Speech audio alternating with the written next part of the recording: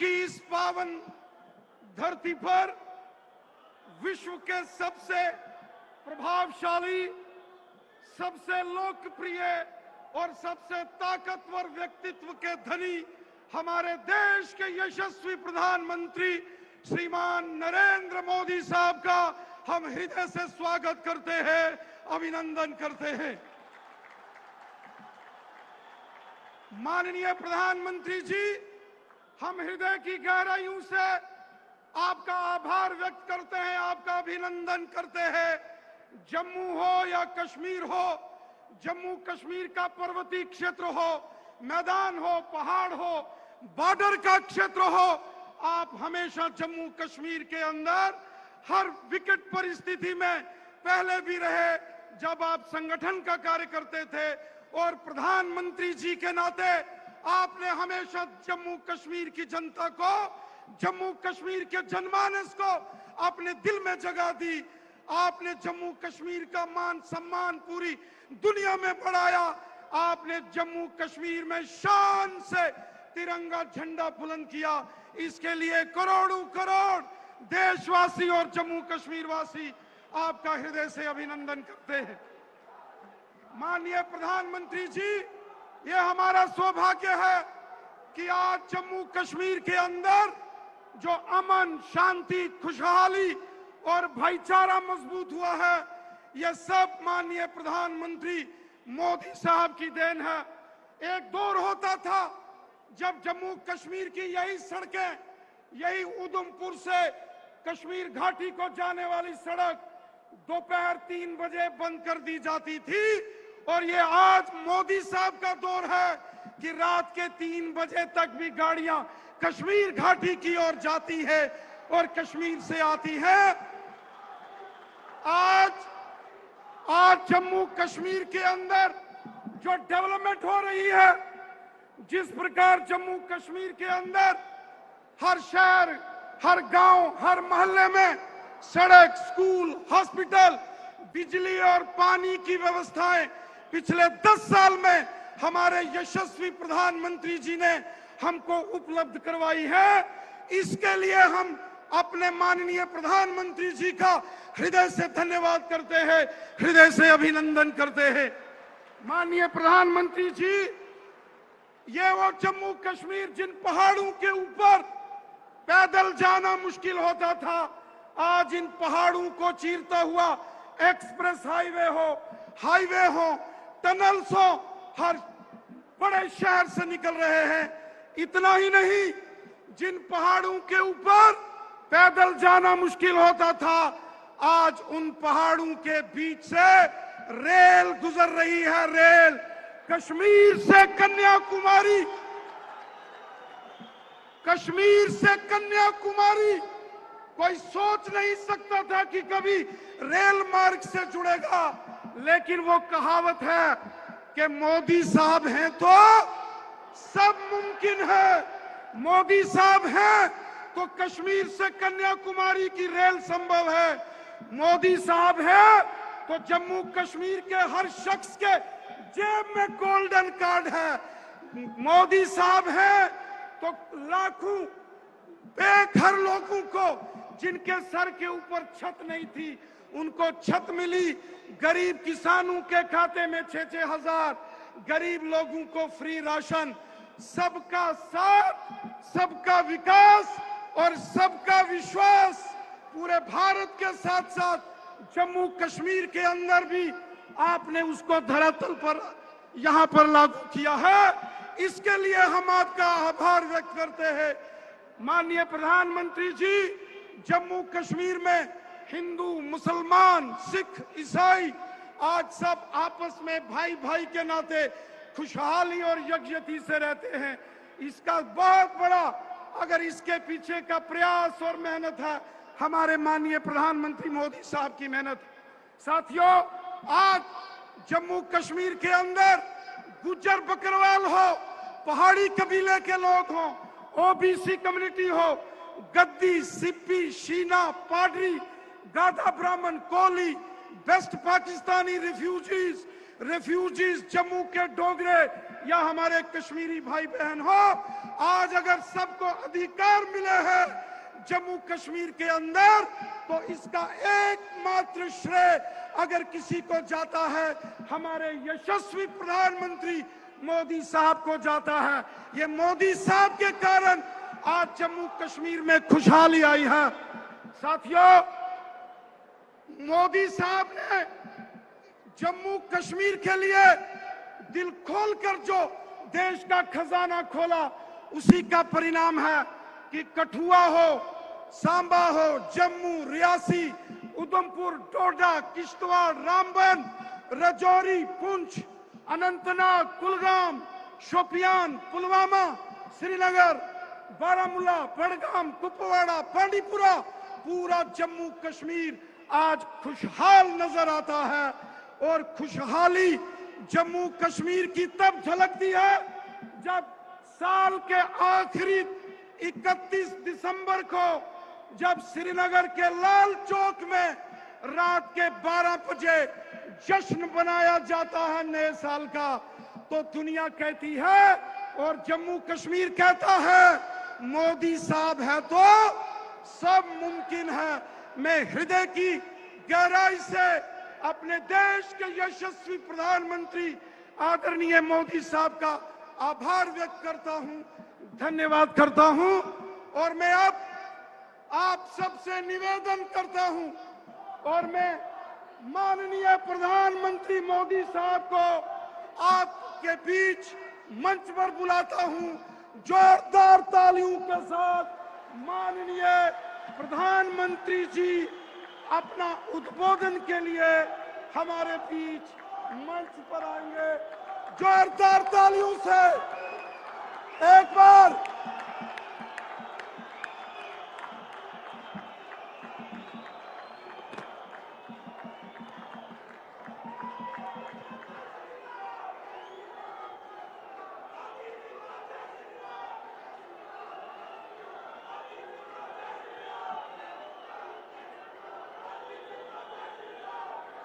भारत माता की,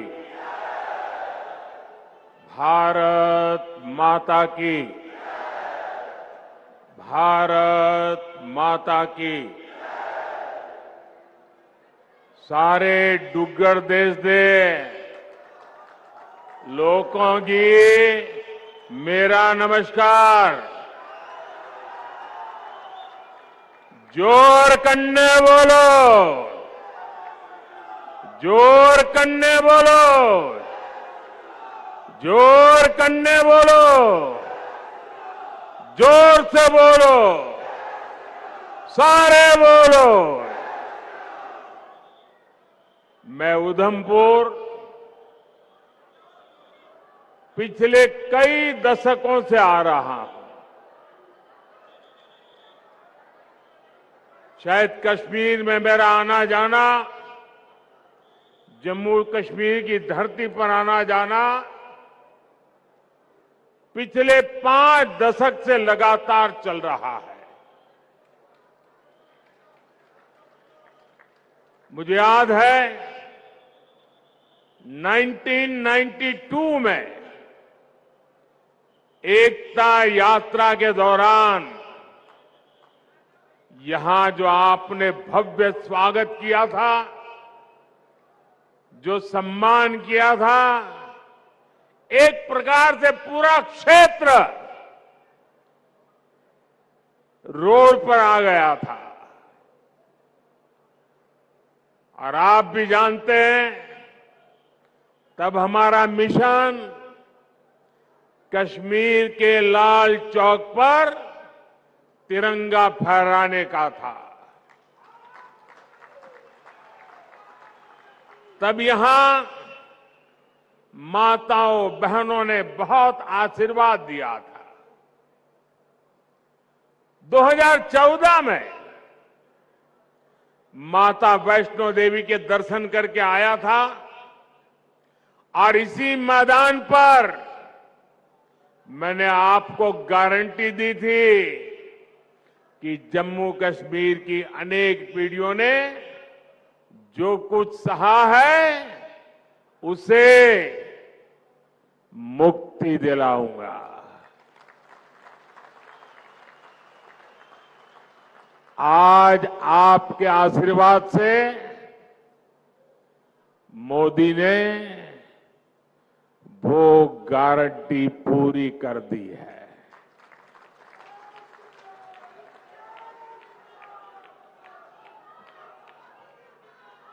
दशकों बाद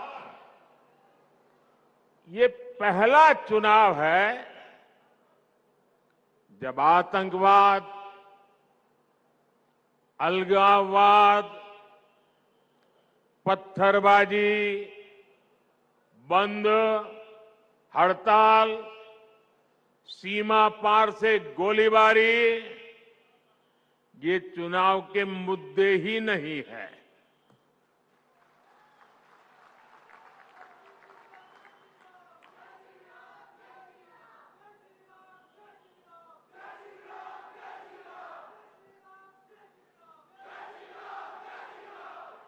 तब माता वैष्णो देवी यात्रा हो या अमरनाथ यात्रा, ये सुरक्षित तरीके से कैसे हो, इसको लेकर ही चिंताएं होती थी। अगर एक दिन शांति से गया तो अखबार में बड़ी खबर बन जाती थी। आज स्थिति एकदम बदल गई है। आज जम्मू कश्मीर में विकास भी हो रहा है और विश्वास भी बढ़ रहा है। इसलिए आज जम्मू और कश्मीर के चप्पे चप्पे में भी एक ही गूंज सुनाई दे रही है।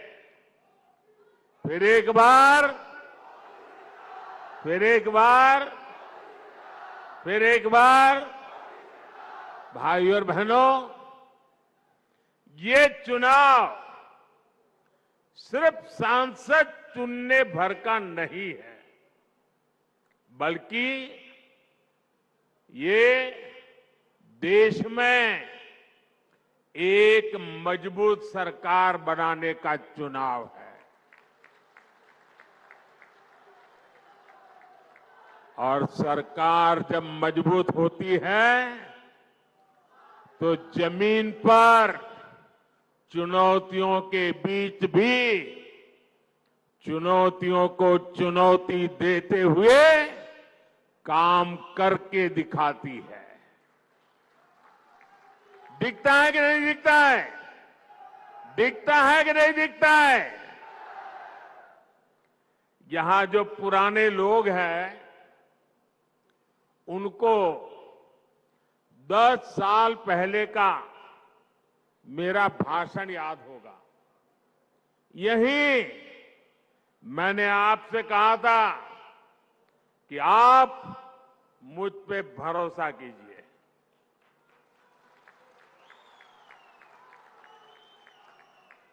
याद है ना? मैंने कहा था आप मुझ पे भरोसा कीजिए, मैं 60 वर्षों की समस्याओं का समाधान करके दिखाऊंगा।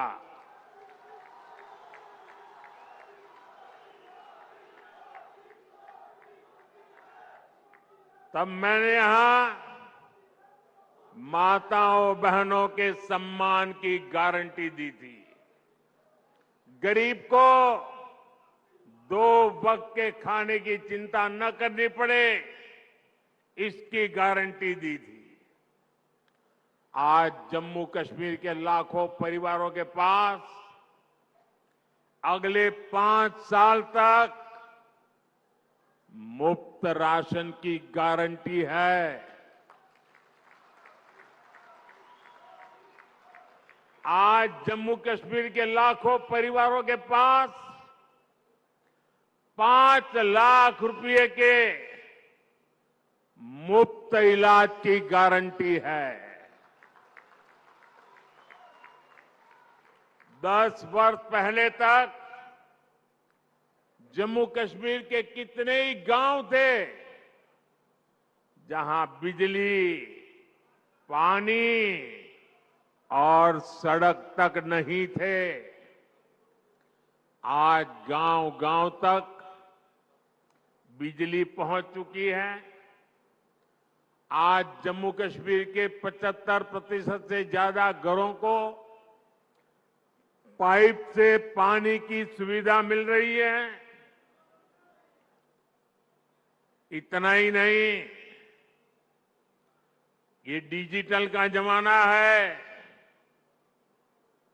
डिजिटल कनेक्टिविटी चाहिए। मोबाइल टावर दूर सुदूर पहाड़ों में भी लगाने का बड़ा तेज अभियान चलाया है। भाइयों और बहनों, मोदी की गारंटी यानी गारंटी पूरा होने की गारंटी।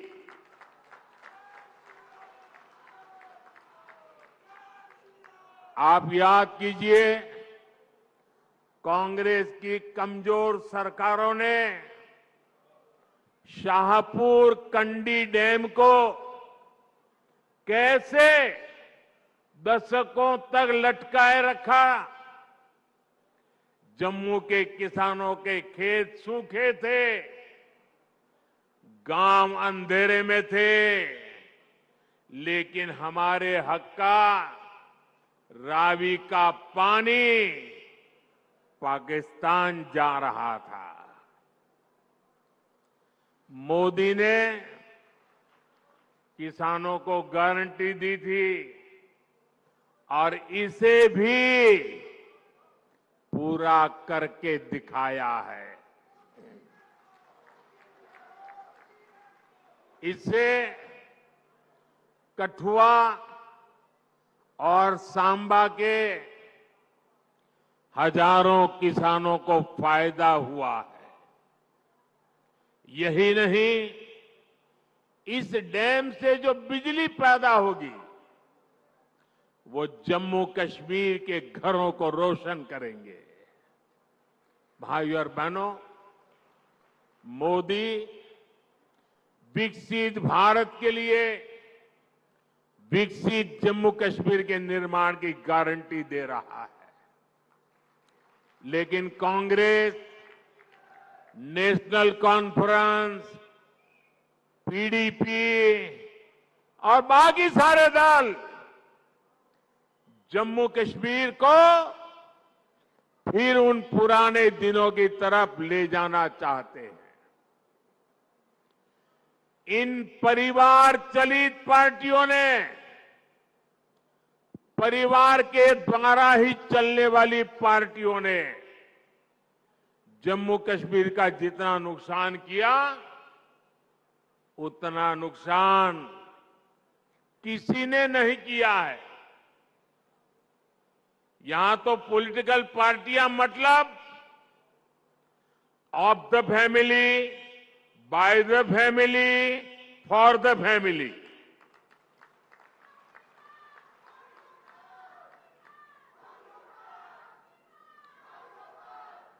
सत्ता के लिए इन्होंने जम्मू कश्मीर में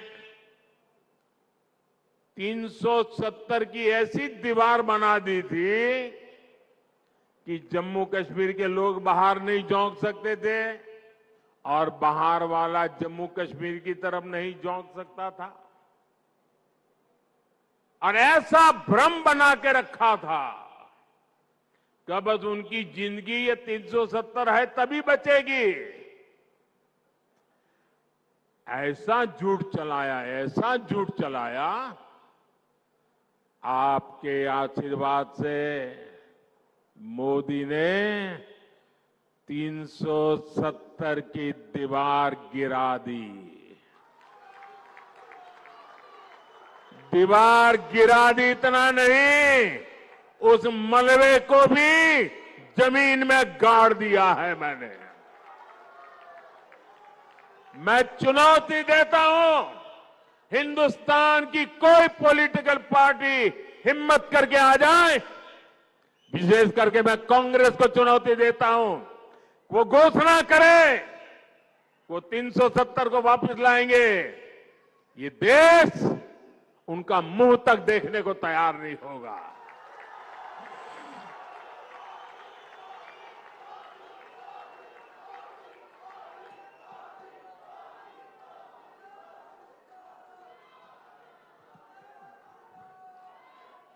ये कैसे कैसे भ्रम फैलाते हैं, कैसे कैसे लोगों को डरा के रखते हैं। ये कहते थे 370 हटी तो आग लग जाएगी, जम्मू कश्मीर हमें छोड़ के चला जाएगा। लेकिन जम्मू कश्मीर के नौजवानों ने इनको आईना दिखा दिया। अब देखिए, जब यहां उनकी नहीं चली, जम्मू कश्मीर के लोग उनकी असलियत को जान गए। अब जम्मू कश्मीर में उनके झूठे वादे, भ्रम की मायाजाल नहीं चल पा रही है, तो ये लोग अब जम्मू कश्मीर के बाहर देश के लोगों के बीच भ्रम फैलाने का खेल खेल रहे हैं। ये कहते हैं कि 370 के हटने से देश को कोई लाभ नहीं हुआ। जिस राज्य में जाते हैं वहां भी बोलते हैं तुम्हारे राज्य को क्या लाभ हुआ, तुम्हारे राज्य को क्या लाभ हुआ। 370 के हटने से क्या लाभ हुआ है, वो जम्मू कश्मीर की मेरी बहन बेटियों को पूछो, जो अपने हकों के लिए तरस रही थी। ये उनका भाई, ये उनका बेटा, उन्होंने उसके हक वापस दिए हैं।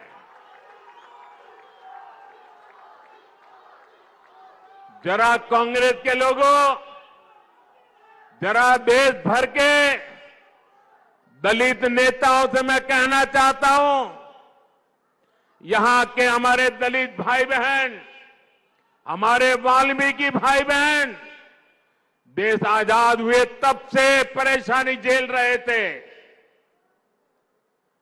जरा आकर के उन वाल्मीकि भाई बहनों से पूछो, गड्ढा ब्राह्मण से पूछो, कोली से पूछो, और पहाड़ी परिवार हो, मचैल माता की भूमि में रहने वाले मेरे पटरी साथी हो, अब हर किसी को संविधान में मिले अधिकार मिलने लगे हैं। अब हमारे फौजियों की वीर माताओं को चिंता नहीं करनी पड़ती, क्योंकि पत्थरबाजी नहीं होती है। इतना ही नहीं, घाटी की वो माताएं मुझे आशीर्वाद देती हैं। उनको चिंता रहती थी कि बेटा अगर 2-4 दिन दिखाई न दे, तो उनको लगता था कहीं गलत हाथों में तो नहीं फंस गया है।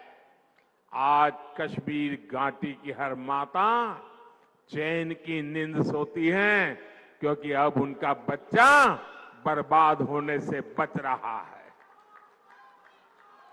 साथियों, अब स्कूल नहीं जलाए जाते, बल्कि स्कूल सजाए जाते हैं। अब यहां एम्स बन रहे हैं, आईआईटी बन रहे हैं, आईआईएम बन रहे हैं। अब आधुनिक टनल, आधुनिक और चौड़ी सड़कें, शानदार रेल्स का सफर जम्मू कश्मीर की तकदीर बन रही है। जम्मू हो या कश्मीर, अब रिकॉर्ड संख्या में पर्यटक और श्रद्धालु आने लगे हैं। ये सपना यहां की अनेक पीढ़ियों ने देखा है। और मैं आपको गारंटी देता हूं, आपका सपना ये मोदी का संकल्प है।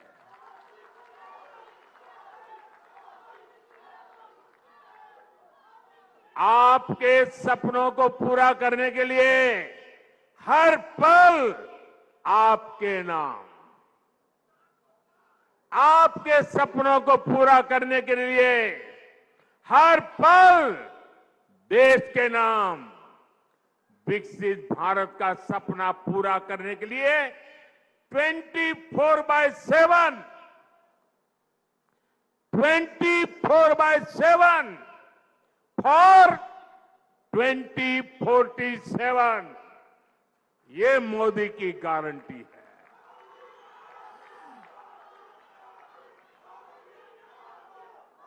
10 सालों में हमने आतंकवादियों और भ्रष्टाचारियों पर घेरा बहुत ही कसा है।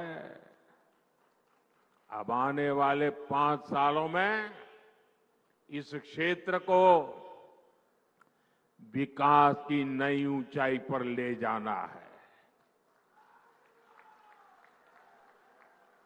साथियों, 10 साल के अंदर अंदर जम्मू कश्मीर पूरी तरह से बदल चुका है।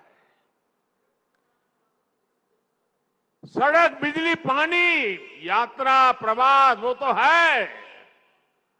सबसे बड़ी बात है जम्मू कश्मीर का मन बदला है। निराशा में से आशा की ओर बढ़े हैं। जीवन पूरी तरह विश्वास से भरा हुआ है। इतना विकास यहां हुआ है, चारों तरफ विकास हो रहा है।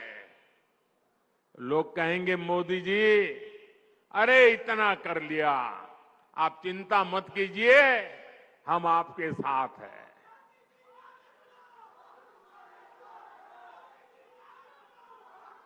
आपका साथ, उस पे प्रति तो मेरा अपार विश्वास है। मैं यहां न आता तो भी मुझे पता था कि जम्मू कश्मीर का मेरा नाता इतना गहरा है तो आप मेरे लिए मुझसे भी ज्यादा करेंगे। लेकिन मैं तो आया हूं मां वैष्णो देवी के चरणों में बैठे हुए आप लोगों के भी दर्शन करने के लिए।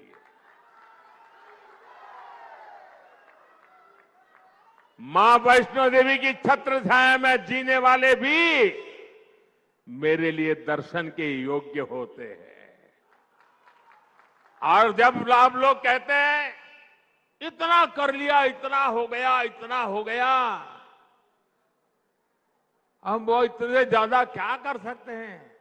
मेरे जम्मू कश्मीर के भाई बहन, आपने पहले इतने बुरे दिन देखे हैं कि आपको ये सब बहुत लग रहा है, बहुत अच्छा लग रहा है, विकास जैसा लग रहा है। लेकिन जो मोदी है ना, वो तो बहुत बड़ा सोचता है। ये मोदी दूर का सोचता है। और इसलिए अब तक जो हुआ है वो तो ट्रेलर है, ट्रेलर। मुझे तो नए जम्मू कश्मीर की नई और शानदार तस्वीर बनाने के लिए जुट जाना है। वो समय दूर नहीं जब जम्मू कश्मीर में भी विधानसभा के चुनाव होंगे। जम्मू कश्मीर को वापस राज्य का दर्जा मिलेगा। आप अपने विधायक, अपने मंत्रियों से अपने सपने साझा कर सकेंगे। हर वर्ग की समस्याओं का तेजी से समाधान होगा। यहां जो सड़कों और रेल का काम चल रहा है वो तेजी से पूरा होगा। देश विदेश से बड़ी बड़ी कंपनियां, बड़ी बड़ी फैक्ट्रियां और ज्यादा संख्या में आएगी। जम्मू कश्मीर टूरिज्म के साथ ही स्पोर्ट्स और स्टार्टअप के लिए जाना जाएगा। इस संकल्प को लेकर मुझे जम्मू कश्मीर को आगे बढ़ाना है। भाइयों और बहनों, ये परिवार चलित, परिवारवादी, परिवार के लिए जीने मरने वाली पार्टियों विकास की भी विरोधी है और विरासत की भी विरोधी है। आपने देखा होगा कि कांग्रेस राम मंदिर से कितनी नफरत करती है।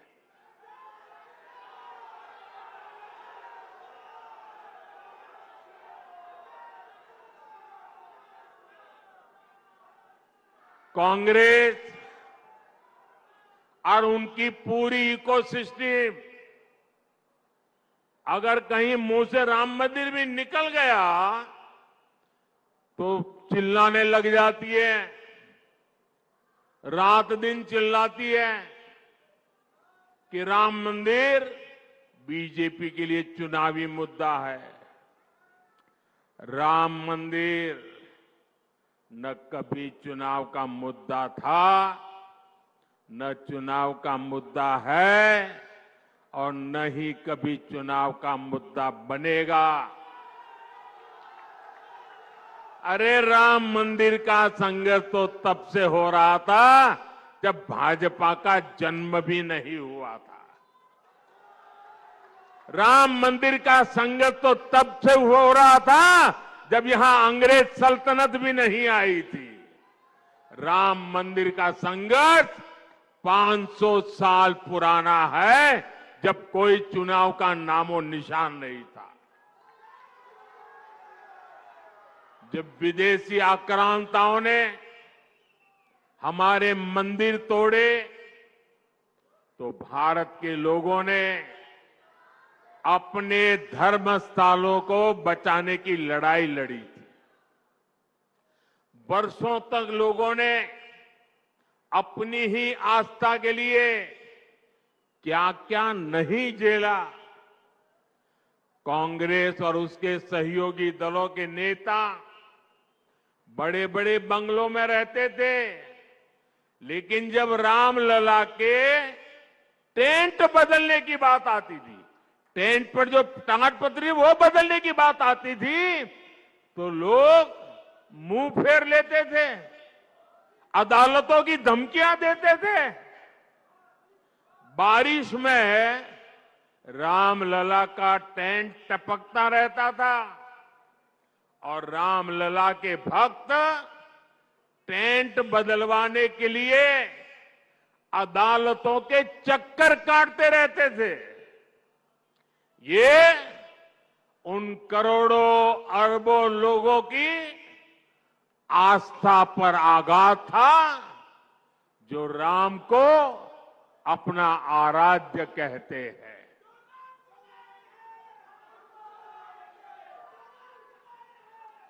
और हमने इन्हीं लोगों से कहा कि एक दिन आएगा जब रामलला भव्य मंदिर में विराजेंगे।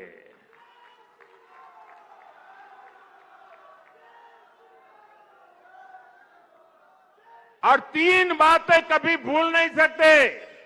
एक, 500 साल के अविरत संघर्ष के बाद ये हुआ है। आप सहमत हैं? 500 साल के अविरत संघर्ष के बाद हुआ है, आप सहमत हैं? दूसरा, पूरी न्यायिक प्रक्रिया की कसौटी से कस करके, न्याय के तराजू से तोल करके अदालत के निर्णय से ये काम हुआ है। सहमत है? तीसरा, ये भव्य राम मंदिर सरकारी खजाने से नहीं, देश के कोटि कोटि नागरिकों ने पाई पाई दान देकर बनाया है। सहमत है? जब उस मंदिर की प्राण प्रतिष्ठा हुई, जब उस मंदिर की प्राण प्रतिष्ठा हुई, तो पिछले 70 साल में कांग्रेस ने जो भी पाप किए थे, जो भी रुकावटें डाली थी, उनके साथियों ने जो भी रुकावटें डाली थी, सबको माफ करके राम मंदिर के जो ट्रस्टी हैं, वो खुद कांग्रेस वालों के घर गए, इंडी गठबंधन वालों के घर गए, उनके पुराने पापों को माफ कर दिया और उन्होंने कहा राम आपके भी है, आप प्राण प्रतिष्ठा में जरूर पधारिए, सम्मान के साथ बुलाया। लेकिन उन्होंने इस निमंत्रण को भी ठुकरा दिया।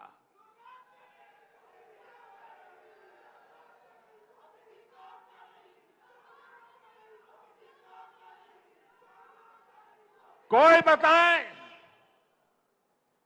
वो कौन सा चुनावी कारनामा था जिसके दबाव में आपने राम मंदिर के प्राण प्रतिष्ठा के निमंत्रण को ठुकरा दिया? वो कौन सी चुनावी खेल था कि आपने प्राण प्रतिष्ठा के पवित्र कार्य को ठुकरा दिया? ये कांग्रेस वाले, इंडी गठबंधन वाले, जो इसे चुनाव का मुद्दा कहते हैं, उनके लिए चुनावी मुद्दा था, देश के लिए ये श्रद्धा का मुद्दा था, ये धैर्य की विजय का मुद्दा था, ये आस्था और विश्वास का मुद्दा था, ये 500 वर्ष की तपस्या का मुद्दा था। मैं कांग्रेस से पूछना चाहता हूं, आपने अपनी सरकार के समय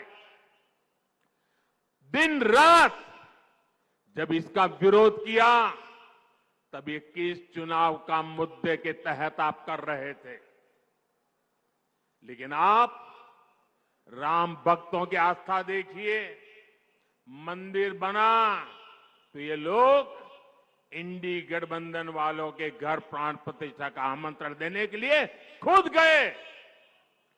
जिस क्षण के लिए करोड़ों करोड़ों देशवासी ने इंतजार कर रहे थे, आप बुलाने पर उसकी तरफ देखने नहीं गए।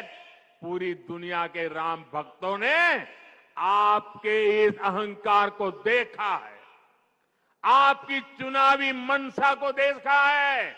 ये चुनावी मनसा थी कि आपने प्राण प्रतिष्ठा का निमंत्रण ठुकरा दिया।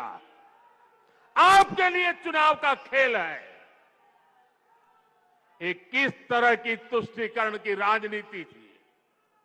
भगवान राम को काल्पनिक कहकर कांग्रेस किस वोट बैंक को खुश करना चाहती थी? साथियों, कांग्रेस और इंडी गठबंधन के लोगों को देश के ज्यादातर लोगों की भावनाओं की कोई परवाह नहीं है। इन्हें लोगों की भावनाओं से खिलवाड़ करने में मजा आता है। ये लोग सावन में एक सजायाफ्ता, जो सजा कोर्ट ने जिसको सजा की है, जो जमानत पर है, ऐसे एक मुजरिम के घर जाके सावन के महीने में मटन बनाने का मौज ले रहे हैं। इतना ही नहीं, उसका वीडियो बना करके देश के लोगों को चिढ़ाने का काम करते हैं। कानून किसी को भी कुछ भी खाने से नहीं रोकता है और न ही मोदी रोकता है।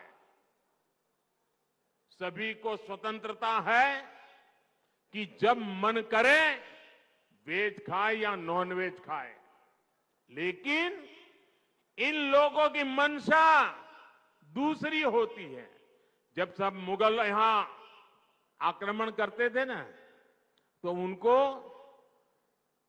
सत्ता राजा को पराजित करने से संतोष नहीं होता था।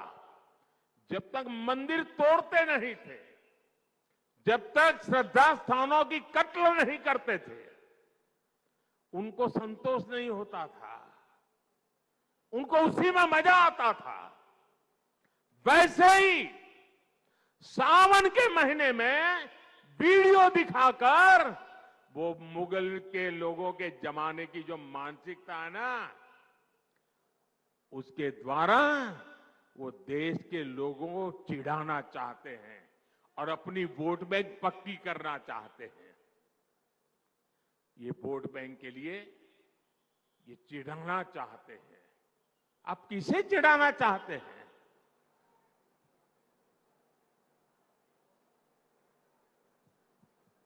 नवरात्र के दिनों में अपना नॉनवेज खाना आप किस मंशा से वीडियो दिखा दिखा करके लोगों की भावनाओं को चोट पहुंचा करके किसको खुश करने का खेल कर रहे हो? मैं जानता हूं, मैं जब आज ये बोल रहा हूं, उसके बाद ये लोग पूरा गोला बारूद लेकर गालियों की बौछार मुझ पर चलाएंगे, मेरे पीछे पड़ जाएंगे। लेकिन जब बात बर्दाश्त से बाहर हो जाती है, तो लोकतंत्र में मेरा दायित्व बनता है मैं देश को सही चीजों का सही पहलू बताऊं, और वो मेरा कर्तव्य पूरा कर रहा हूं। ये लोग ऐसा जानबूझकर इसलिए करते हैं ताकि इस देश की मान्यताओं पर हमला हो। ये इसलिए होता है ताकि एक बड़ा वर्ग इनके वीडियो कर देखकर चिढ़ता रहे, असहज होता रहे। समस्या इस अंदाज से है, तुष्टीकरण से आगे बढ़कर ये इनकी मुगलिया सोच है। लेकिन ये लोग नहीं जानते, जनता जब जवाब देती है तो बड़े बड़े शाही खानदार के युवराजों को बेदखल होना पड़ता है। साथियों, ये जो परिवार चलित पार्टियां हैं, ये जो भ्रष्टाचारी है, अब इनको फिर मौका नहीं देना है। उधमपुर से डॉक्टर जितेंद्र सिंह और जम्मू से जुगल किशोर जी नया रिकॉर्ड बनाकर संसद भेजना है। जीत के बाद दोबारा जब उधमपुर आऊं तो स्वादिष्ट कलाड़ी का आनंद जरूर लूंगा।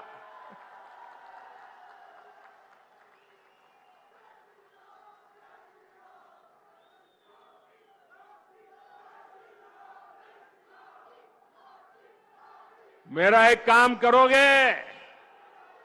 मेरा एक काम करोगे? माता वैष्णो देवी को, वहां मैं जा नहीं पा रहा हूं, यहां इतना निकट आकर के, तो माता वैष्णो देवी की क्षमा मांगिए और मेरी तरफ से मत्था टेकिए। टेकोगे? दूसरा एक काम करोगे? एक और काम करोगे? मेरा एक काम और करोगे? जरा उधर से आवाज आए, काम करोगे? इधर से आवाज आए, करोगे? पीछे से आवाज आए, करोगे? पक्का करोगे? देखिए, आप घर घर जाना है और घर घर जाके कहना, मोदी जी उधमपुर आए थे, मोदी जी ने आपको प्रणाम कहा है, राम राम कहा है, जय माता दी कहा है। कहोगे? कहोगे? मेरे साथ बोलिए, भारत माता की, भारत माता की, भारत माता की। बहुत बहुत धन्यवाद।